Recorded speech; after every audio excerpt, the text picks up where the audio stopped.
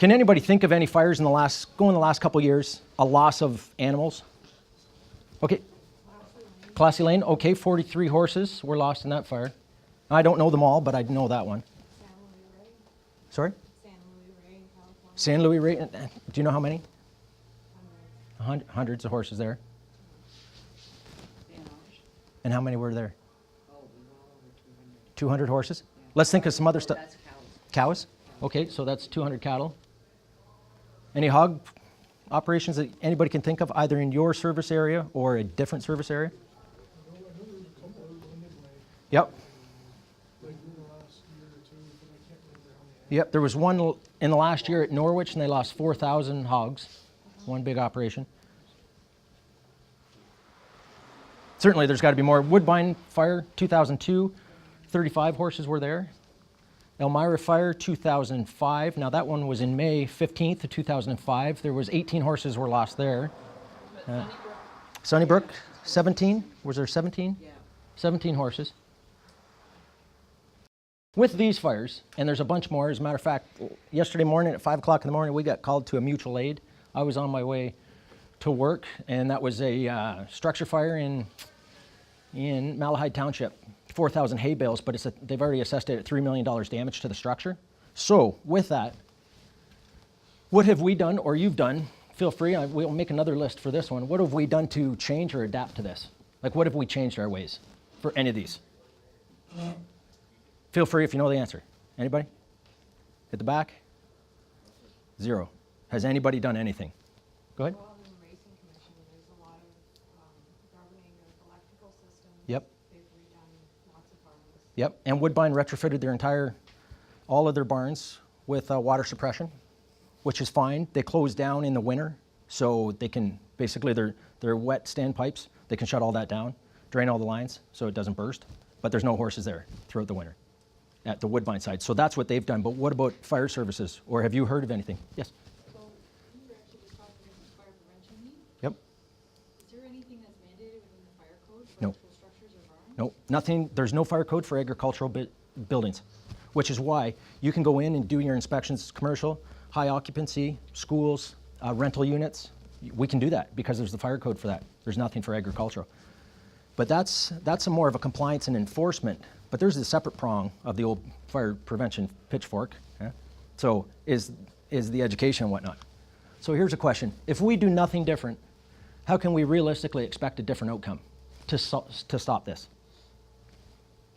It doesn't make any sense. I've been to a lot of fires, and there's some photos in this. So anybody have an idea what the largest employer in Ontario is? Not business, don't think GM or Ford. Think of type, agricultural. Largest employer. So we have two captains here, or are there more than two captains? I'm gonna pick on the two captains because you're perfect in line. If your fire department serviced a highly industrial area, which you have a fire code and inspection enforcement authority, would you be training, like with ladder trucks, would you be training for those to respond to those industrial? If you're in a gas plant, anybody Sarnia, Chemical Valley, you're going to be training for that. What training do we do in the fire service or policing right now to combat any of the agricultural fires? Nothing. So this presentation, there's some good, there's some bad, but I'm going to talk about, we did a public education in my neck of the woods. I went to a real nice barn. Oh, there's a little shot of me. Oh. Not to age me, but that, so people always say, how long have you been in the horse business? Well, that's my dad's name, and that's, not to age myself, but that's a late 1960s truck.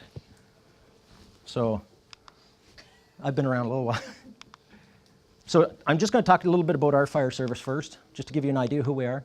So we got 7,500 people. This is basically the same presentation that I gave in our service area.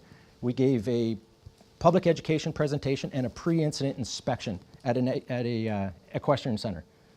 It was twofold. I approached the landowners, great people, they're retired, but they really look after their spot, and I said, can we come to your barn, make your barn better, educate you, but at the same time, now I'm not the training officer, I okayed it with my chief, and I said, but at the same time, we'll train our firefighters, because it's more difficult now to recruit for the volunteer service because the farms are getting larger, more valuable, and typically the farmers that work there or the support staff don't leave the farms. Now that's not hard and fast rule, but it's getting more difficult. So what we're doing is we're able to recruit from a group of people that maybe live in the country, but they're not farmers. So we've kind of lost that agricultural knowledge. And the good old boys, they're not often to share the knowledge with the good younger boys like myself. So at any rate, so we got 7,500 people. We cover 370 square kilometers and plus a large section of the 401. So where I'm located is I'm right around Woodstock. So Ingersoll, Tillsonburg. Anybody that went to the police college, you drove right by there. Elmhurst, I'm on that highway. So Elmhurst in. We have 60 firefighters and 8 auxiliaries. We cover 3 stations. We got an airport and a railway. Busiest highway in southwestern Ontario is the one I happen to live on, which is Highway 19. If anybody has gone to Friday the 13th, Port Dover, you drive by my house. And thousands of Harleys. So I sit on a little lawn chair, wave. Oxford County is oddly enough the dairy capital of Ontario as well as Canada. 60% of rural properties. Now, for those who lives in a city, not okay. What do you guys have for fire suppression that the countries don't? Water supply, right? That's exactly it. Rural properties. Who's bringing the water to these? Fire department is. Tankers. So if we do nothing different, we're going to be reacting. We're going to be saving some foundations every time and picking up carcasses every time. That's all we're going to be doing. We're not doing anything because we're bringing the water, but if we don't plan for it properly, we can't be there. We're reactive. The public education aspect of it is because we can't charge them, but the farmers think we're going to charge them. So we go in, we educate them. So now you've taken it from a fire occurring, backing it up now. So now if you can prevent that fire from ever happening, haven't we saved our taxpayers dollars? Firefighter fatalities, firefighter injuries. Rural water right at the back there. A little propaganda. So this is some of the stuff, much like any other fire department. We respond to fire, car accidents, farm accidents, fatalities, tiered response for medicals, farm emergencies, again with airport railways. Fire hydrants, that's just to see if you're paying attention because we don't have any. Barn fire public education. So this is what the guts of this is going to be. Give an awareness and stimulate an honest dialogue